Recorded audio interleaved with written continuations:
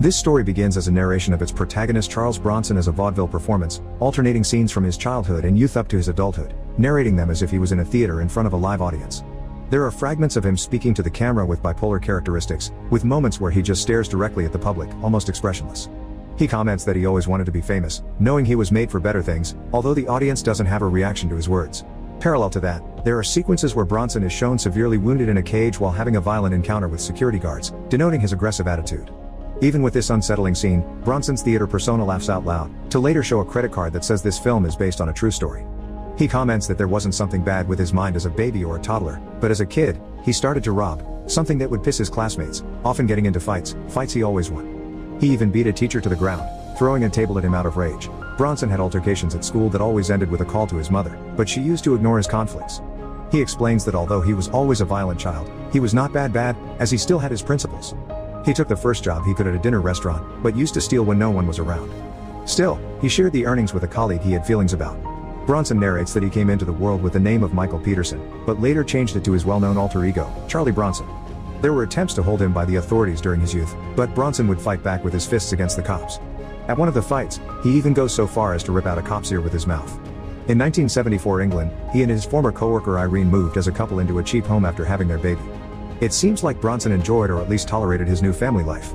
After a few episodes of theft and violence on a post office, Bronson is given a 7-year jail sentence, with his mother hoping that this time will decrease, perhaps reaching only 4 years. Now Bronson is speechless in front of his wife, who never sees again. Contrary to what many people think, Bronson is affected by his admission to prison initially, but he immediately pokes fun at himself in the narrative, now playing the role of a clown in a fancy suit and alleging he always fancied himself as a comedian. For him, the cell was like a hotel room, where he paced in circles around an empty space, cut off from the world all 365 days of the year. He has an episode of rage while refusing to do his sewing job, causing many guards to beat him down. Bronson's haughty manner during prison officiating made him quite popular among the other inmates, but there were more crude encounters with the guards, giving him new jobs such as serving tea, which he does pretty well. While serving, a fellow inmate compliments his fists, being the first time someone says something nice about them. This comment freezes him in awe. Bronson calls himself Britain's most violent prisoner, considering prison the perfect place for him. It shows a series of newspapers articles that portrays Bronson as out of control and as a wannabe famous prisoner. The only thing he didn't like was the constant switching between prisons, recalling his stay at Parkhurst, where he lived just like a king, even with his constant encounters with the guards. He enjoys his new way of living, to lately ending up in a mental sanatorium that calls the Funny Farm, a place where people covers their faces with poop, and where he needs up to 4 men to control subjugate him. During his stay, Bronson plays the role of mentally ill very well, and is subjected to forced medical treatments that leave him sedated most of the time. At recreational time, one of the patients tries to talk with the sedated Bronson about his pedophilic impulses, but Bronson only can express gibberish, spitting out in denial. The few escape attempts are made in a dazed state that subdues and leaves him unable to even walk normally. One of them was during a night party, where he can barely walk, and with a hand gesture, a member of the staff tells him to go back with the others, and Bronson can't do anything about it. Amid his delusions of grandeur, Bronson has an idea, and that is to murder one of the sanatorium's patients to return to prison. After all, they are loonies, and he chooses the one pedophile who talked to him earlier. This attempt fails, but it manages to give him 26 years of solitary confinement that he considers unfair as he has never killed anyone in his life. He enacts this as a side-to-side show, explaining he received no trials for this verdict. On stage, Bronson shows scenes of a rooftop protest he made in the city and explains that he has cost the system tens of millions of pounds in damages, now considering himself Britain's most expensive prisoner. After these riots, he's declared mentally sane and gets released, eager to find out what the world has to offer him. His last meeting at prison was to give him back his belongings, which are a wristwatch, a leather card holder and a comb, with the last one being a joke due Bronson baldness.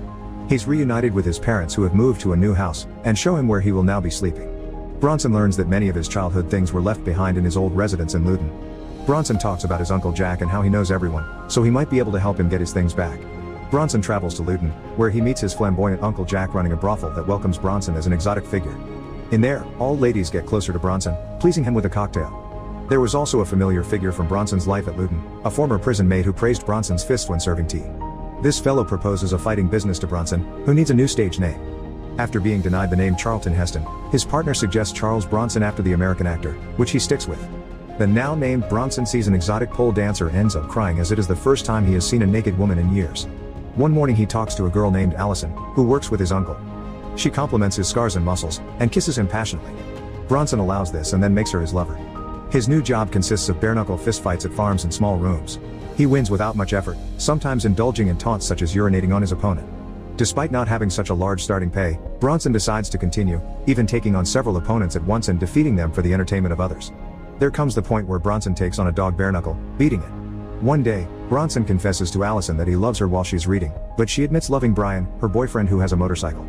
At Christmas, Bronson violently robs a jewelry store, taking a ring for Allison. He knocks a seller unconscious, and after the robbery, he tells a frightened saleswoman to not call the police until 15 minutes later. Having Allison in front of him, she tells Bronson that she doesn't love him because he has no ambition, and that's when Bronson offers her the ring. Unfortunately, she says she will marry Brian, leaving Bronson heartbroken, congratulating her. He later tells the audience that the saleswoman from the robbery actually called the police 15 minutes later, causing Bronson to return to jail after 69 days of freedom. When asked what he was doing during those 69 days, Bronson replies that he was building an empire, a silly reply for the prison governor. Back at his cell, a librarian guard named Andy Love proceeds to leave Bronson something to read, but Bronson locks the door and has the other guards called in for having a new hostage, whom he threatens by yelling and swearing. Knowing that they will go to save the guard, Bronson yells at Andy to help him cover his naked body with petroleum jelly, so he can face easier those coming for him. However, Bronson is no match for everyone, getting badly wounded and transferred to a new cell while muzzled. The prison governor tells him that he will die inside if he continues with his nihilistic attitude. After a few words of praise from Mr. Daniels, his Spanish learner art teacher at the art room, Bronson finds himself for a delight of drawing, especially bird figures. His teacher tells him to find that missing piece that doesn't belong there. An animated sequence shows a bit of Bronson's deranged thoughts until he has a conversation with the prison governor, who wishes him success in his new artistic field, although Bronson doesn't seem to accept it in a good way. Thanks to Mr. Daniels, Bronson reluctantly gives a sample of his work to the governor. His teacher encourages him in his new projects, but due to an oversight in his communication, Bronson ends up attacking him from behind, believing Mr. Daniels wanted to take advantage out of his talent. After this, the audience cheers Bronson on stage, but he leaves the place after a few seconds. Bronson paints himself black in the art room after attacking his art teacher. He swears the guards he will kill Mr. Daniels, and when the prison governor asks him what he wants now from outside the room, Bronson replies that he wants music. He keeps his teacher bound and covered under a blanket while classical music plays outside. He's now busy making crafts and painting Mr. Daniels' face, but after a few moments, Bronson thinks he has finished his work of art, so he tells the guards that they can come in and save his hostage, prepared for the imminent combat.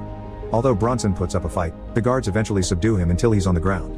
There is a fade to black, and an on-screen text indicates that the real Charles Bronson has been in prison for 34 years, with 30 of them in solitary confinement with no apparent release date. A bloodied Bronson is shown inside a small cage that doesn't even allow him to sit up, making sounds of pain.